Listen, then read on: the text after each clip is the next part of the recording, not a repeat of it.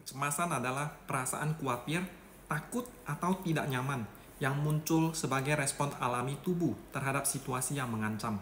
Artinya kecemasan adalah emosi yang wajar dialami oleh manusia saat menghadapi masalah. Sedangkan gangguan kecemasan adalah gangguan yang ditandai dengan rasa khawatir yang berlebihan dan terus-menerus. Sebagian subjek sudah pernah mengalami gangguan kecemasan di masa lalu dan ada juga yang sembuh. Gangguan kecemasan ini bisa terulang kembali di kemudian hari dengan pemicu yang berbeda, namun intensitasnya semakin meningkat. Gangguan kecemasan ini juga sering disertai dengan overthinking. Subjek tidak bisa mengendalikan pikirannya. Segala sesuatu bisa menjadi sumber kekhawatiran, termasuk hal-hal sederhana yang sebenarnya kurang penting. Secara pikiran sadar, subjek tahu bahwa tidak perlu overthinking. Namun pikiran bawah sadar tidak bisa bekerja sama dan memunculkan overthinking. Secara pikiran sadar, sebenarnya kehidupan subjek baik-baik saja. Namun subjek tidak bisa merasakan perasaan syukur atas apa yang dimiliki dalam hidupnya sekarang. Dalam temuan terapi, gangguan kecemasan subjek bisa muncul di waktu tertentu. Misalnya cemas dirasakan menjelang waktu tidur, karena kecemasan membuat subjek tidak bisa tidur. Kondisi lain adalah saat terbangun di tengah malam.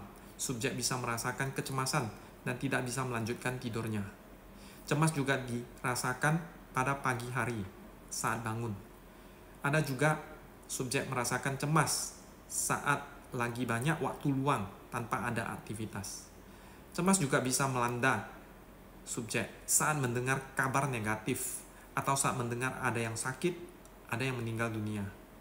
Saat cemas melanda, sebagian subjek bisa merasakan sensasi tubuh, misalnya dadanya berdebar, merasa dingin di tengkuk, kaki tangan dingin, merasa sesak, punggung kaku, sakit kepala, naiknya asam lambung, kepala pusing atau kelingan, tremor, dan mual.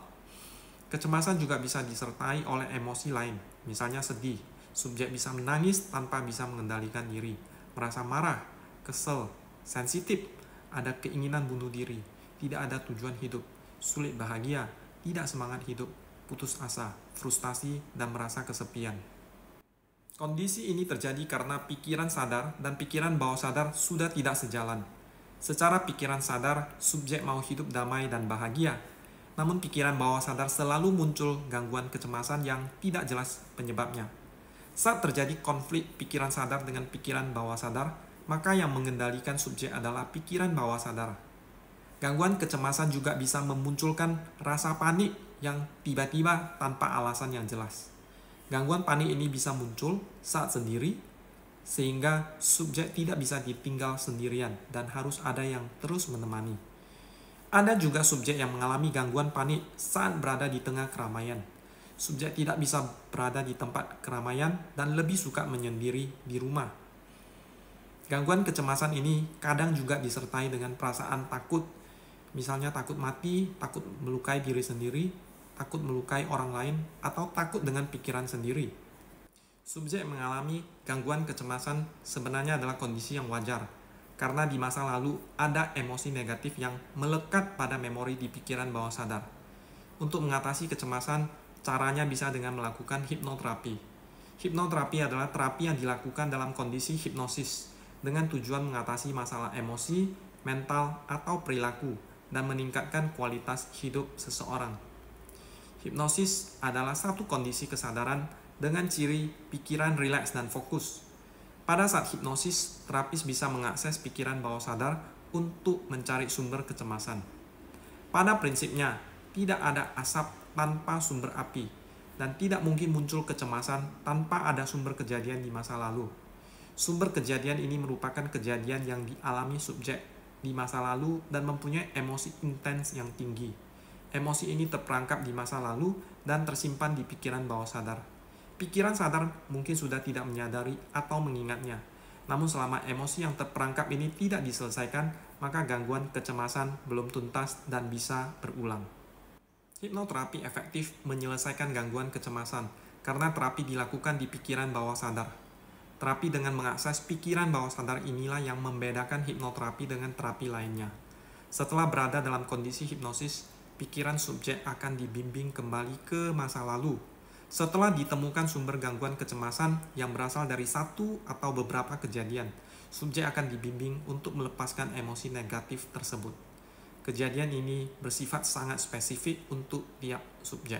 Contohnya, pernah ditinggalkan saat anak-anak, ditinggalkan di tempat umum, telah dijemput saat pulang sekolah, merasa diabaikan, terkurung atau dikurung di satu ruangan, pernah mengalami mimpi buruk, ditangkap polisi, kehilangan orang yang dicintai karena meninggal dunia, mengalami atau menyaksikan peristiwa kekerasan, kecelakaan, bencana, misalnya bully, pelecehan, kerusuhan, kecelakaan, gempa bumi, ataupun kebakaran. Sumber kejadian ini akan muncul kembali oleh subjek saat diterapi. Subjek seakan-akan mengalami kembali peristiwa ini. Namun bedanya adalah ada terapis yang akan membimbing subjek menghadapi peristiwa ini. Subjek akan melepaskan emosi ketakutan yang melekat pada kejadian tersebut. Dengan kata lain, subjek akan mengganti makna terhadap kejadian traumatis ini. Dari makna yang penuh ketakutan menjadi satu pengalaman hidup yang tidak ada emosinya lagi. Semua proses ini terjadi di level pikiran bawah sadar, karena selama terapi, kesadaran subjek akan dipertahankan di kondisi hipnosis.